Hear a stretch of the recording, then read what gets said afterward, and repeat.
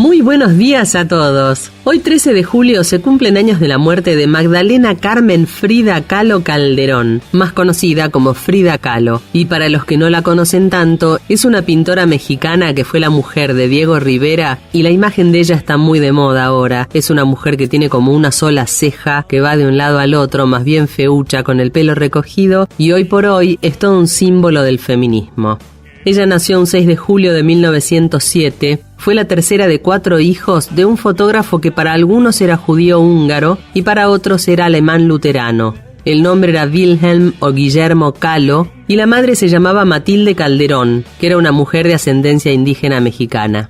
El padre de Frida se había ido de Alemania a México porque se llevaba pésimo con la madrastra, con la segunda mujer de su padre.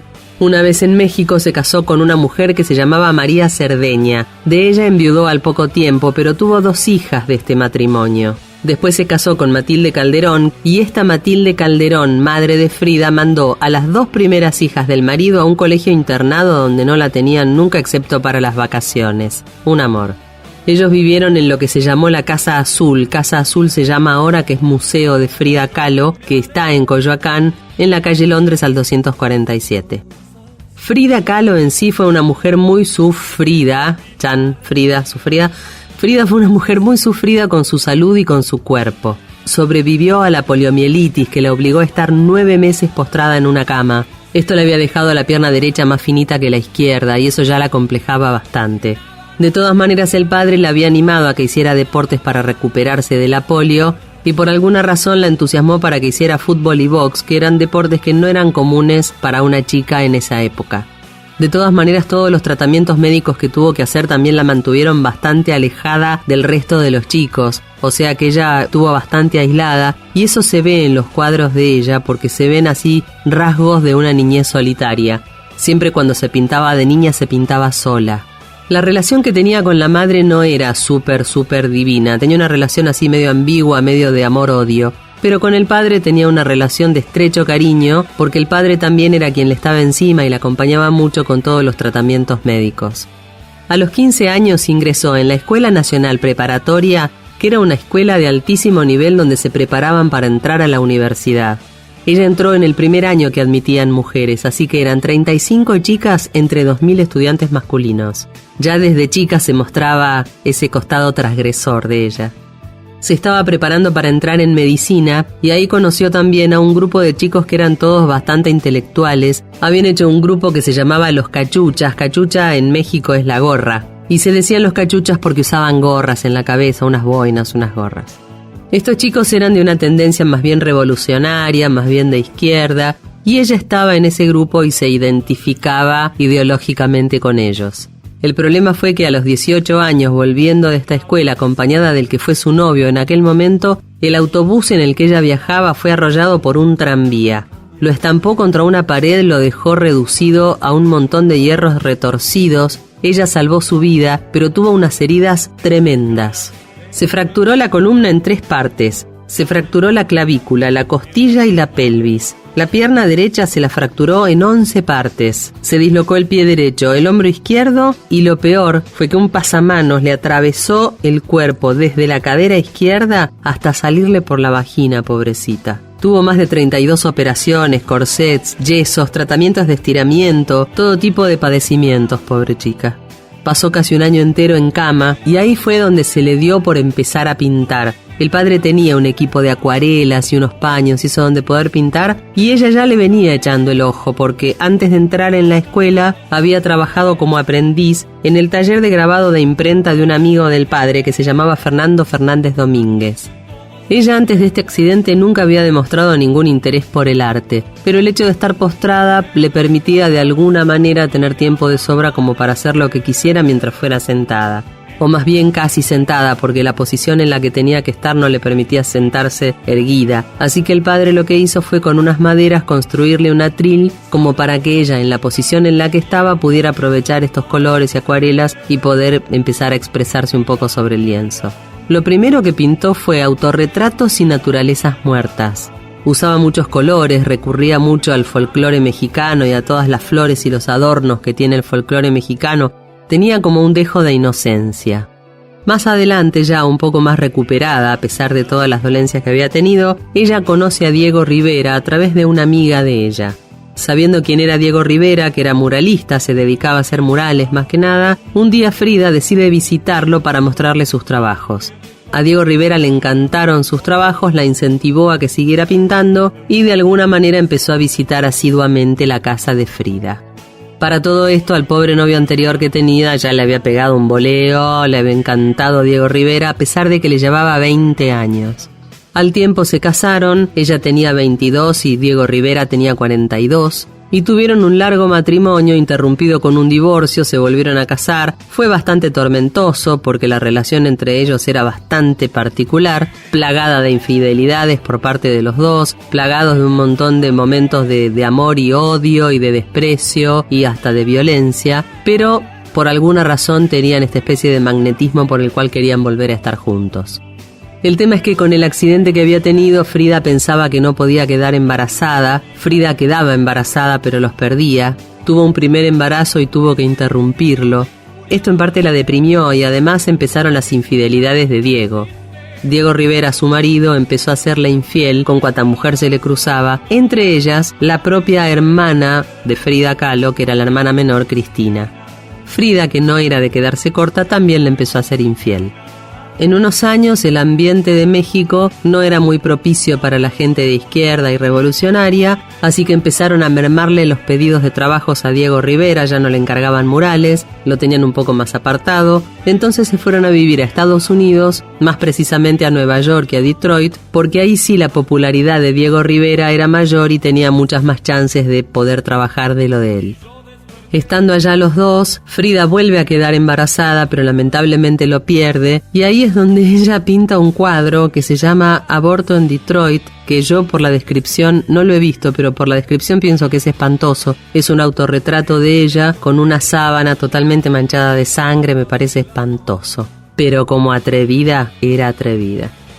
Rivera admiraba la crudeza de la pintura de Frida, porque Frida lo que hacía era retratar su propia vida en la pintura. Entonces era imposible dividir la obra de Frida de su propia vida, porque era el reflejo perfecto. ¿Cómo será que Diego Rivera dijo: Frida empezó a trabajar en una serie de obras maestras sin precedente en la historia del arte, pinturas que exaltaban la cualidad femenina de la verdad, la realidad, la crueldad y la pena. Nunca antes una mujer había puesto semejante atormentada poesía sobre la tela como Frida en esta época de Detroit. Dios. Después de esto regresaron a México. Diego Rivera siguió metiéndole los cuernos con Cristina y Frida siguió metiéndole los cuernos con quien ella quería, inclusive con mujeres. A Diego Rivera no le molestaba tanto la parte lesbiana de Frida, sí le molestaba más cuando tenía una relación extramatrimonial heterosexual. Por otra parte, en un momento, León Trotsky, que era el revolucionario ucraniano, estuvo exiliado en un tiempo en México y estuvo viviendo en la casa de Frida, en Coyoacán, junto con su esposa. Bueno, no se lo pasó por alto Frida, también se lo comió a Trotsky, motivo por el cual la mujer decide que se vayan de esa casa, se van, y entonces después hay un atentado contra la vida de Trotsky, fallido, no pasó nada, pero después hubo un segundo atentado en el cual matan a Trotsky, por lo cual investigan a Frida y a Diego Rivera. Se los llevan para investigarlos, después los dejan en libertad y queda todo bien. Después de pasar todo esto, ellos deciden divorciarse. Ella empieza a sumirse en una depresión bastante profunda, se vuelca al alcohol, hasta en 2 oportunidades intenta quitarse la vida. Y ya lo había avisado porque ella llevaba un diario íntimo donde escribía algunas poesías, escribía algunas cosas en prosa y también escribía sentimientos, como por ejemplo este de que ya no quiero vivir más acá. En las idas y vueltas amorosas de Diego y Frida vuelven a casarse, pero vuelven a casarse bajo la condición de compartir todo menos la vida sexual. Ya para 1953 se hace en México la única exposición individual que hizo Frida en su país, porque después había expuesto mucho en el exterior, en Francia, pero en México esta fue la primera y única presentación individual que hizo Frida de sus obras. Para este momento su salud, después de 2 intentos de suicidio y después del deterioro que ya venía sufriendo por todos los males anteriores, Frida no estaba en buenas condiciones como para hacerse presente en su muestra. Los médicos le aconsejaron no ir. De todas maneras, ella fue, se hizo llevar en ambulancia y en una cama de hospital, y la muestra en sí fue un éxito. Ese mismo año ya le tuvieron que amputar una pierna porque había tenido una infección con una gangrena. Eso la deprimió más todavía, volvió a intentar suicidarse y era una vida súper tortuosa para ella. Es más, ella en su diario había escrito que había estado pensando en quitarse la vida, pero lo único que la retenía era Diego Rivera, a quien no deseaba abandonar porque tenía la vanidad de creer que ella le haría falta. Estando ya en silla de ruedas, fue junto con Diego Rivera a una manifestación que era en contra de la intervención estadounidense en Guatemala. Parece que era un poquito imparable la chica. Y bueno, y lamentablemente a sus 47 años falleció en Coyoacán un 13 de julio, un día como hoy. No se realizó ninguna autopsia, los restos de ella fueron velados en el Palacio de Bellas Artes de la Ciudad de México y se cubrió su féretro con una bandera del Partido Comunista Mexicano. Esto fue bastante polémico en su momento, pero ella era comunista. Las cenizas de Frida Kahlo descansan en la Casa Azul, que es el museo de Frida Kahlo hecho en lo que fue su casa de toda la vida. Las últimas palabras de su diario fueron: «Espero alegre la salida y espero no volver jamás». Pobrecita. A pesar de eso, en un cuadro que ella pintó en un rinconcito donde había unas sandías, había escrito la frase «Viva la vida». Y esto fue lo que inspiró también a una banda norteamericana a hacer una canción que se llama «Viva la vida». Los cuadros de ella ingresaron a Francia como algo surrealista porque un galerista y pintor, André Breton, le dijo que sus cuadros eran surrealistas. Y ella le dijo, no son surrealistas, yo no estoy pintando ningún sueño, no estoy pintando ninguna pesadilla, estoy pintando mi vida, esa es mi realidad. O sea que su realidad era surrealista. Qué mal que la pasaba. Durante su vida no fue sumamente reconocida por sus dotes de pintora ni por su obra. Sí lo fue un poco más adelante y por supuesto a partir de los últimos años también con el movimiento feminista extremo y todo, empezó a ser como un símbolo de la realización femenina, del desenfado, del coraje, del tino y de todo lo que representa Frida Kahlo, que por supuesto lo tuvo. No solo en ser ella la creadora de una obra llena de dolor y llena de tristeza, sino también en la manera de manifestarse, porque ella pintaba muchísimos autorretratos, era el tema de su propia obra, y además, por supuesto, marcaba una clara diferencia en su manera de vestir, su manera de ataviarse. Ella se vestía con ropa muy folclórica mexicana, se ponía un montón de adornos, una cosa muy mexicana, y esto en realidad había sido un consejo de Diego Rivera, que ella marcara esta diferencia en toda su presencia, además, por supuesto, de tener un poco esta característica medio andrógina, medio masculina, una sola ceja, tenía un incipiente bigote, o sea, era toda una persona diferente. Se escribieron un montón de novelas inspiradas en Frida Kahlo. Frida Kahlo fue al cine también, se han hecho películas sobre ella. Ha tenido una repercusión enorme en el arte, gente que pinta a Frida Kahlo. En la música también. El vocalista de Red Hot Chili Peppers le dedicó una canción que se llama Scar Tissue y se lo dedicó a Frida. Madonna utiliza sus pinturas para ambientar un video que se llama Bedtime Story. Joaquín Sabina también tiene un tema por el Boulevard de los Sueños Rotos que dice que Diego Rivera, lápiz en mano, dibuja a Frida Kahlo desnuda. Y esta banda Coldplay de la que hablaba antes es la que hizo uno de sus álbumes que se llama Viva la Vida, dedicado también a Frida Kahlo. Para los 100 años de la muerte de Frida Kahlo en 2007, la fábrica de muñecas Barbie intentó sacar una serie de muñecas con la cara de Frida Kahlo. La familia se opuso rotundamente, así que la muñeca jamás se hizo. Nunca tampoco hablaron de reemplazar a Ken con Diego Rivera.